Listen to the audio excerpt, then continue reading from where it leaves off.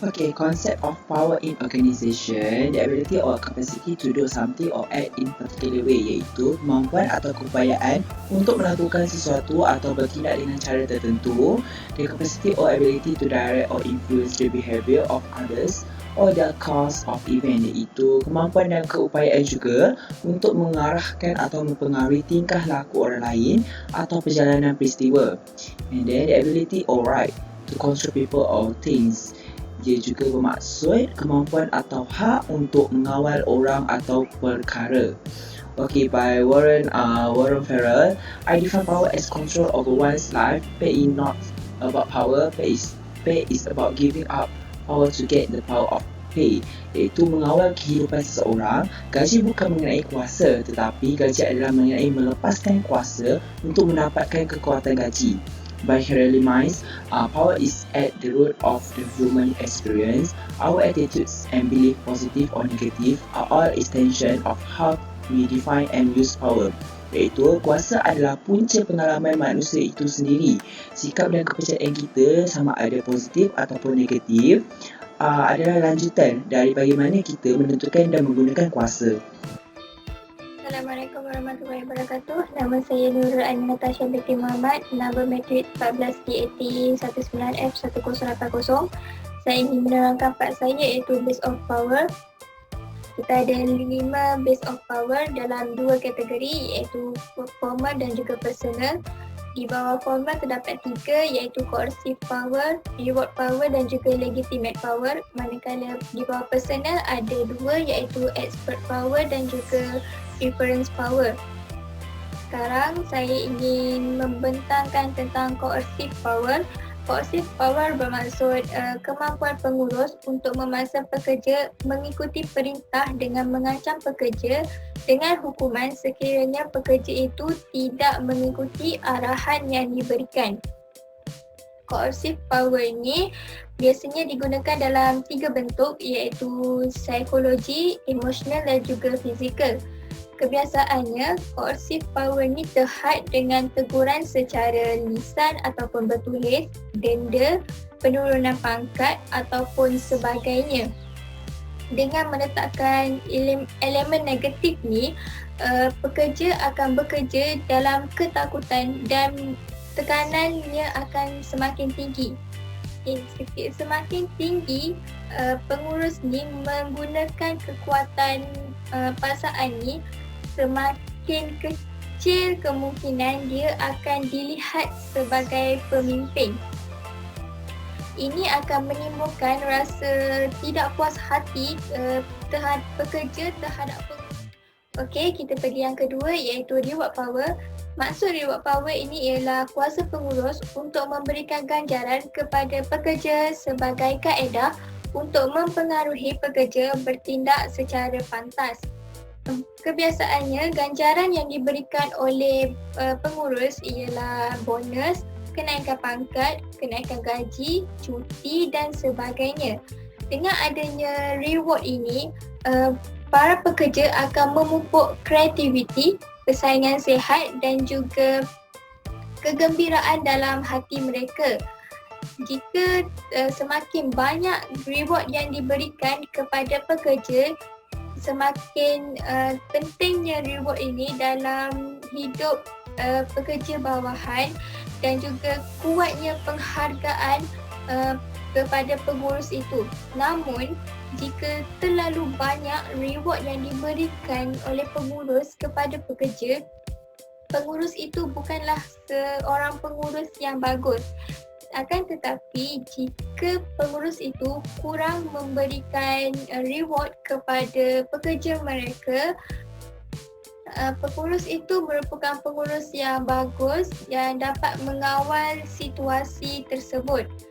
Hal ini kerana jika terlalu banyak reward yang diberikan, pekerja ini akan bekerja dengan niat ingin mendapatkan reward daripada pengurus itu dan bukan dengan ikhlas hati untuk menaikkan nama syarikat mereka. Okey, kita pergi yang ketiga dan yang terakhir bagi format iaitu legitimate power. Legitimate power ini merujuk kepada kekuatan yang wujud dalam kedudukan dan kewibawaan individu dalam organisasi. Legitimate ini juga merujuk kepada keupayaan pengurus untuk mempengaruhi orang lain kerana kedudukan yang dipegang olehnya. Legitimate juga dikenali sebagai authority. Ciri-cirinya ada 3, iaitu yang pertama, ianya ditukar kepada kedudukan seseorang, dapat penerimaan daripada pekerja bawahan dan juga autoritinya digunakan secara menegak. Hal ini dapat menyebabkan pekerja akan mengutamakan inovasi dan juga automasi dalam keupayaan mereka. Sebagai contoh, CEO akan menentukan keseluruhan arah syarikat dan keperluan sumber syarikat. Okey, kita pergi yang seterusnya iaitu aspect power. Aspect power ini bermaksud kuasa berdasarkan persepsi pekerja bahawa pengurus atau beberapa anggota organisasi lain yang mempunyai pengetahuan yang tinggi dan juga kemahiran yang khusus dalam yang tidak dimiliki oleh orang lain dalam organisasi. Aspect power ni bukan sahaja untuk orang yang mempunyai pangkat yang besar. Sebagai contoh, terdapat sebuah mesin yang rosak di dalam pejabat. Apabila orang yang datang membaiki peralatan itu, CEO tidak boleh mengatasinya. Ini kerana orang yang membaiki itu mempunyai pengetahuan yang khusus dan CEO haruslah mengikuti perintah yang diberikan oleh orang tersebut. Kekuatan ahli ini tidak semudah yang kita dengar. Seseorang itu haruslah mempunyai pengetahuan yang cukup dan berguna kepada organisasi lain. Kita pergi yang terakhir iaitu referent power. Referent power ini bermaksud sejenis kekuatan yang berasal daripada kemampuan pemimpin untuk mempengaruhi dan memberi inspirasi kepada pengikutnya. Dalam power ini, pengurus akan menjadi contoh kepada pekerja.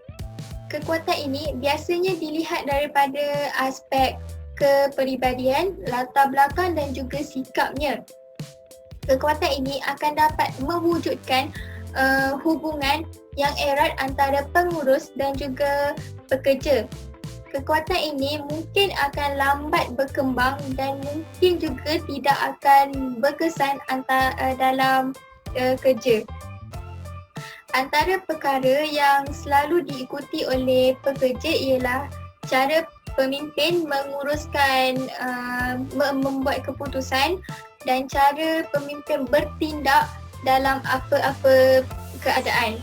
Sebagai contoh, Syafiq merupakan seorang pengurus dalam syarikat elektrik. Dia selalu bersikap positif dan sentiasa berkarisma. Sejak daripada itu, angka produksi semakin meningkat dengan pesat. Hal ini kerana pengurusan mereka menggunakan referent power. Namun, terdapat juga kelemahan dalam kekuatan ini, iaitu ia dapat menimbulkan konflik setiap kali pemimpin itu mengecewakan hati mereka kerana dengan hasil kerja yang kurang memuaskan. Okey, itu saja daripada saya. Terima kasih.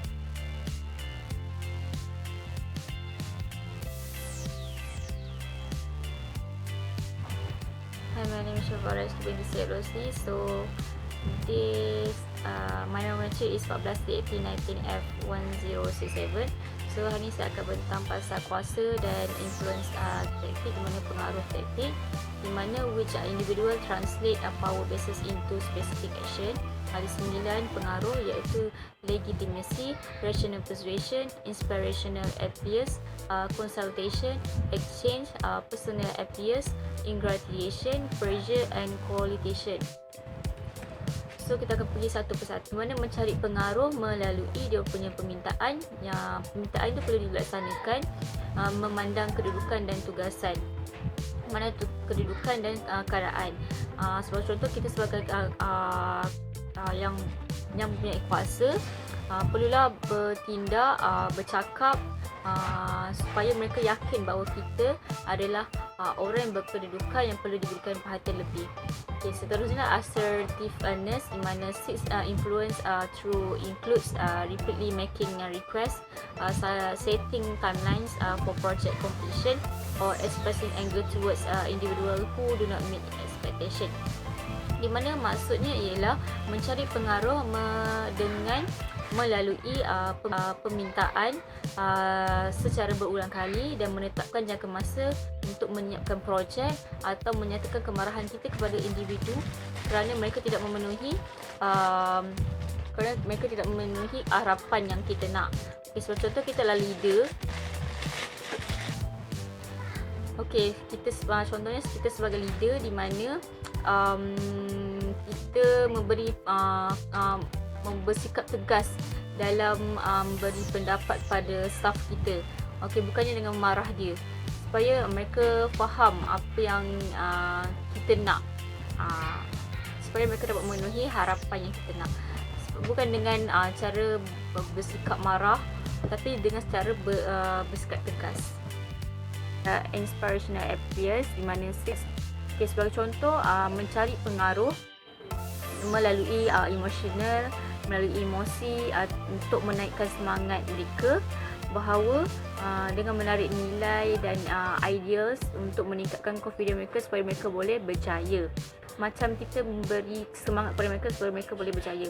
Ada satu motivator ni bagi tahu di mana apa yang kita buat di dunia, bukannya dunia yang buat, bukan apa yang dunia buat untuk kita. Itu sebagai contoh di mana maksudnya ialah kita perlulah bertindak dalam dekat dunia ni, bukan dunia yang buat untuk kita, supaya mereka dapat boleh berjaya. Seterusnya lah coalition, iaitu maksud mencari pengaruh di mana meminta pertolongan orang lain supaya dapat melakukan sesuatu dalam organisasi, supaya mereka bersetuju dengan hujah mereka, bersetuju dengan hujah kita. Sebagai contoh, kita meminta pertolongan orang lain, satu kumpulan meminta pertolongan orang lain supaya mereka yakin bahawa hujah kita dapat diterima. Masa hujah itu persetujui oleh orang lain. Okay, seterusnya dengan penerimaan atau persetujuan oleh kedudukan yang lebih tinggi dalam organisasi sebelum membuat permintaan. Sebagai contoh, kita memberi projek kita kepada untuk cek dekat bos, and then bos tu kata dia setuju dengan kita punya projek. So itu maksud meminta persetujuan oleh kedudukan orang lebih tinggi, bos, orang lebih tinggi daripada kita. Okey, seterusnya lah rational persuasion, di mana maksudnya ialah mencari pengaruh melalui hujah logik dan bukti fakta untuk meyakinkan orang lain bahawa hujah yang kita sampaikan tu dapat dilaksanakan dalam objektif, dan seterusnya. Sebagai contoh, kita memberi fakta yang lebih jelas dan lebih faham kepada orang lain supaya mereka faham dan bersetuju dengan hujah kita. Pengaruh daripada mereka yang mempunyai mood yang baik, supaya sebelum mereka melakukan sesuatu untuk kita. Okey, sebagai contoh, mereka berpuas hati dengan kita. Sebagai contoh, kita sebagai staff, and then bos memberi promotion kepada kita dengan projek lebih mudah untuk kita. So kita berasa kita sebagai staff berpuas hati sebab tidak mempunyai beban kerja yang begitu berat. Okay, seterusnya exchange.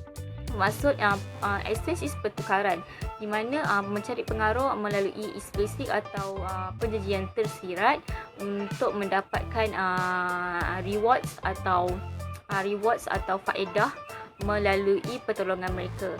Okay, sebagai contoh, kita meminta pertolongan orang lain. Sebagai contoh lah give and take.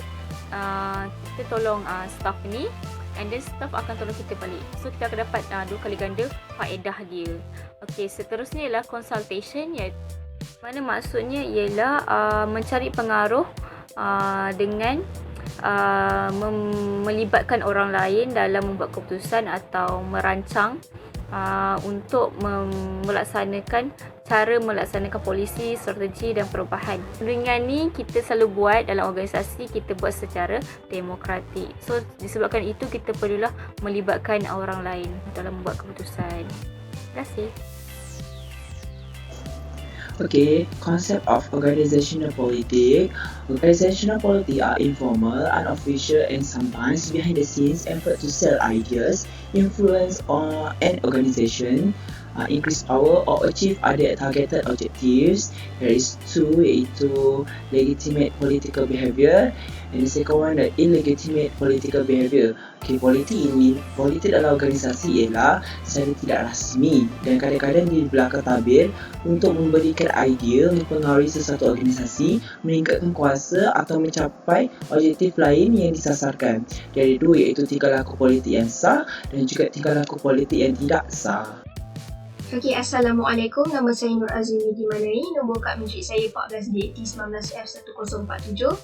Saya akan membentangkan bahagian saya, iaitu faktor yang mempengaruhi perubahan tingkah laku politik dari segi individu maupun organisasi.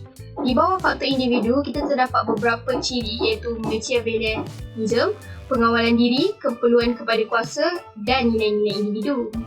Manakala di bawah faktor organisasi, kita ada nilai-nilai organisasi, kekaburan, norma bertentang, persaingan dan juga peringkat dalam organisasi.